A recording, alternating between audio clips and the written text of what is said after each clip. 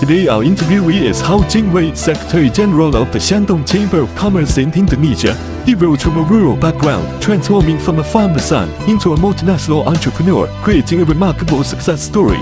During his 10 years in Indonesia, Cao Zhenwei developed a unique model for localizing business operations, which has strongly promoted the establishment and growth of Chinese enterprises in the region. After becoming Secretary General of the Shandong Chamber of Commerce in Indonesia, he actively took a lead in initiating the establishment of an alliance that includes chambers of commerce from Guangdong, Zhejiang, Anhui, Jiangxi, Hunan, Shandong, and more, with plans to continue welcoming additional chambers in the future.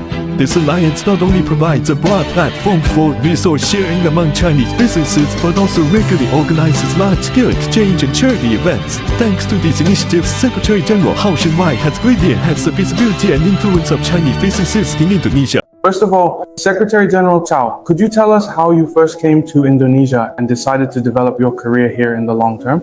I was born in Liangbao, Jixiang County, Jining City, Shandong Province, in an ordinary rural family. My father used to be a carpenter and my mother was a farmer. In 2019, after I finished my college entrance exams in high school, my results were not very ideal, and my family's financial situation was not particularly good either. So at that time, I thought about finding a job to help ease some of the financial burden. There are quite a few siblings in my family, 3 older sisters and a younger sister, so the economic pressure was pretty high. I was thinking about how I could start working as soon as possible. At that time, I had already received my university admission notice, but on the day I was supposed to give up on continuing my university studies, I decided to look for a technical school with a shorter study period. I found one, Shandong Hezi Vocational Transportation Technical College, where the shortest program was 9 months. When I was in my 3rd month there, a Fortune 500 company came to our school to recruit. Their industry was pretty good and they came specifically to hire technical personnel from our school. I told my teacher that I wanted to try the interview. I said, if I pass the interview, I'll leave. If I do not, I'll just continue my studies.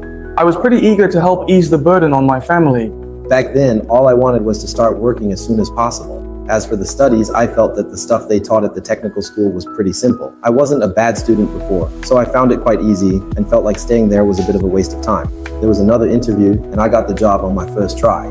Then, on February 22nd, 2010, I went to Shanghai to start working. The conditions at the time were pretty tough and the work was outdoors, but I kept working at this company. By 2014, in order to expand into overseas markets, my company organized the first group we called the International Vanguard, and we were sent all over the world.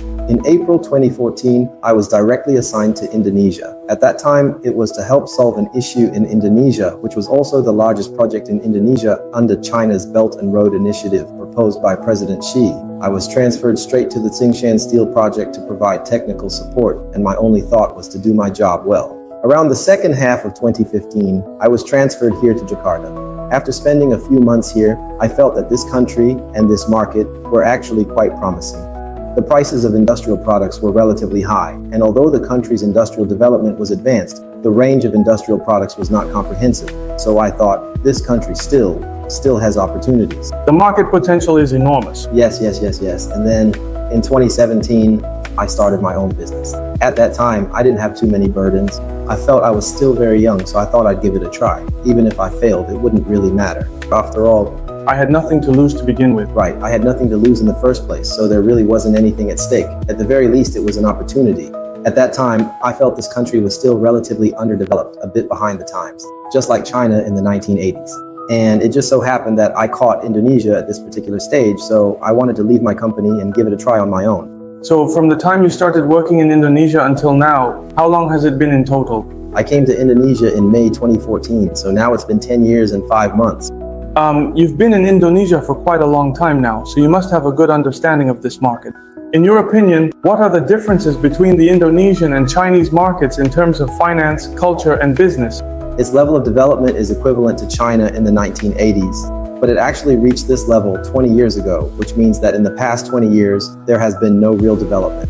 When I first came here, it was a seller's market and also a closed market. Most industrial products were entirely dependent on imports, as the country couldn't produce them itself, and even raw materials and such were not sufficiently available. Back then, when I had just arrived in Indonesia, the prices of industrial products here were basically 3 to 4 times higher than in China, and even so, demand still outstripped supply. The way business is done here is different from ours. Here, people wait for business to come to them. They don't actively go out to seek it. Whatever goods they have at home, they never worry about selling them. It's always a situation where demand exceeds supply. Companies here don't put up big signs. Most of them are family businesses that have been passed down for generations, continuing the same trade. They're all small shops, and most companies don't even have a signboard, so it's actually quite hard to find them.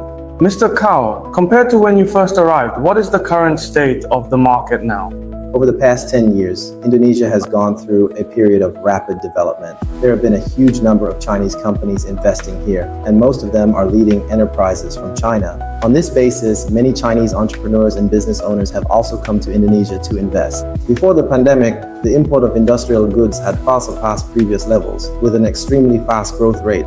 During the 3 years of the pandemic, some people who were doing business here, or some business owners, simply stopped coming.